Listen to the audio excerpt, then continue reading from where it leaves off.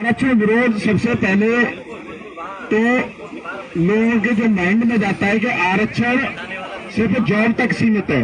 कुछ लोग सिर्फ समझते हैं कि आरक्षण सिर्फ नौकरी तक सीमित है और नौकरी के पाने के लिए इसलिए हम आरक्षण खत्म करना चाहते हैं। मैं उन लोगों के माइंड से ये बात निकाल देना चाहता हूं कि आरक्षण सिर्फ नौकरी तक सीमित नहीं है। आरक्षण सिर्फ नौकरियों तक सीमित है। सरकारी जॉब इतनी है नहीं जितनी हमारी करोड़ों की जनसंख्या पूरे देश में भरी पड़ी है। सबको सरकारी नौकरी थोड़ी मिलेगी। आरक्षण को सिर्फ नौकरी तक समझने वाले लोगों के लिए मैं माइंड में डाल देना चाहता हूं। आरक्षण सिर्फ इसलिए हम हटाने का विरोध कर रहे हैं क्योंकि आरक्षण ने पूरे देश के खासतौर से देखा जाए तो हिंदुओं को बांट रखा है। आरक्षण ने खासतौर से पूरे देश के हिंदुओं को बांट रखा है और हिंदुओं को जिस तरीके से सोची समझी रणनीति के साथ आरक्षण ने हिंदुओं को बांटा है, उस आरक्षण, उस जातिगत आरक्षण रूप का हम विरोध कर रहे हैं। क्योंकि होता क्या है कि चाहे सरकारी सुविधा छोटी सही चाहे बड़ी सही, अगर वो किसी को मिलती है तो सरकार क्या सोचती है, सरकार ने एक लॉलीपॉप टाइप का दे देती है कि भाई तुम्हें आरक्षण मिल रहा है, तुम्हारा विरोध इस वजह से कर रहे हैं ये सवर्ण लोग क्योंकि आपका आरक्षण खत्म करना चाहते हैं। जबकि असली बात यह है कि हम उन दलित भाइयों को भी अपने साथ में लेके आना चाहते हैं क्योंकि उसका जो फायदा है कुछ लोग, कुछ चंद लोग अपने फायदों के लिए उठा रहे हैं, जो कि पूरे दलितों को भी उसका फायदा नहीं मिल रहा। तो हम चाहते हैं कि पूरे देश में एकता बनी रहे, एकता बने। जिस तरीके से सोची समझी रणनीति के साथ ये आरक्षण को लाया गया, ये जब देश आजाद हुआ, देश आजाद होने के बाद राजनीतिक पार्टियों ने, होता क्या, जब अंग्रेजों ने देश पे शासन किया, उन्होंने दो तरीके से शासन किया। ये नीति वही चल रही है। अंग्रेजों ने जब शासन किया देश पे, उन्होंने किया दो नीति से, भाई फूट डालो राज करो, नीति सेम थी, फूट डालो राज करो। उन्होंने गोरे और काले का भेद बताया। अंग्रेजों ने जो देश में गोरे और काले का भेद बताया, इस चक्कर में उन्होंने लाखों वर्षों तक हमारे देश पे राज किया।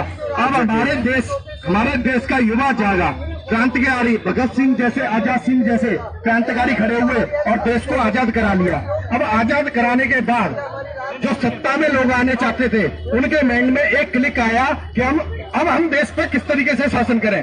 तो उन्होंने भी सोचा कि भाई जैसे अंग्रेज शासन करते थे हमारे देश पर, उसी तरीके से हम अपना शासन स्टार्ट करते हैं। और वो नीति सिर्फ थी, अंग्रेजों वाली नीति है कि फूट डालो राज करो। तो उन्होंने बोला फूट डालो राज करो कैसे होगा कि भाई सब हिंदुस्तान, पूरा हिंदुस्तान इतने प्रेम से रहता है। भाई आपने देखा होगा हमारे बुजुर्ग गांवों में कितने प्रेम से रहते थे, चाहे वो किसी भी जाति का बंदा सही, हर बंदा चाचा ताऊ कहकर, भाई चाचा सब कहकर एक दूसरे से बात करते थे। तो सत्ता में आने वाले जो लोग थे, उन्होंने सोचा कि भाई हम अंग्रेजों की नीति पर किस तरीके से चलें। इस चक्कर में उन्होंने फूट किस तरीके से डलवाई, वो एक नया फूट डालने का रास्ता लेके आ गए, वो था आरक्षण। उस आरक्षण की वजह से इन्होंने पूरे हिंदुओं को दो हिस्सों में बांट दिया, एक तो सवर्ण और एक दलित। और दलितों के माइंड में कूट के सिर्फ ये भर दिया क्योंकि सवर्ण लोग जो है ना आपका विरोध कर रहे हैं। जबकि असली बात यह है कि हम उनका विरोध नहीं कर रहे, हम उनके हक के लिए लड़ रहे हैं क्योंकि उनको जो सुविधाएं आज तक नहीं मिली, वो सुविधा हम लोग दिलवाना चाहते हैं। और हम सिर्फ उनके हक के लिए नहीं, हम पूरे देश के हिंदुओं के लिए लड़ रहे हैं। क्योंकि उन हिंदुओं को हक की लड़ाई तब हिंदू उभरेगा कब, जब तक उनको, एक गरीब आदमी है, गरीब तबके का आदमी है, जब तक हमारे लेवल पर नहीं आएगा, जो अमीर लेवल पर नहीं आएगा, तब तक कैसे उभरेगा।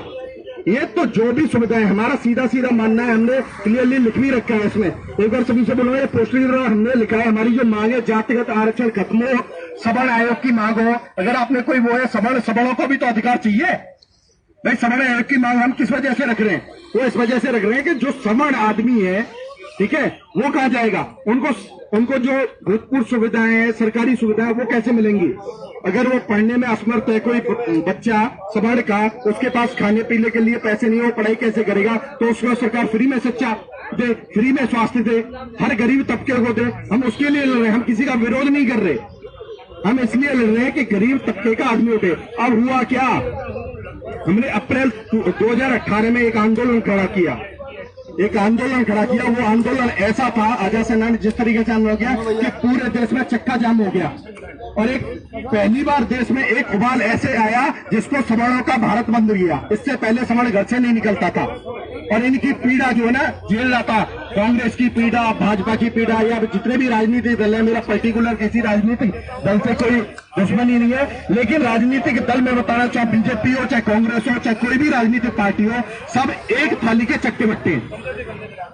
सब कोई नहीं चाहते कि देश का आम आदमी एक हो, देश का हिंदू एक हो, ये चाहते ही नहीं है, इसीलिए बंटवारा करना चाहते हैं।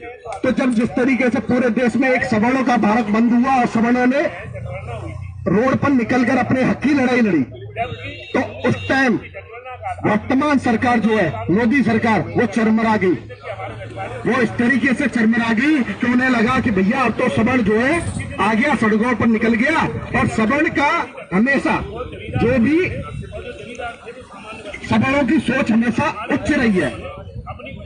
वो उच्च इस वजह से रही है कि सवर्ण अगर किसी को लेके चलता है तो वो दलित को भी साथ में लेके चलता है, ठीक है, और किसी भी अपने भाई को, हर भाई को वो साथ में लेके चलता है। इसलिए वर्तमान सरकार ने सोचा कि अगर सवर्ण अपने हक के लिए निकल के आ गया तो फिर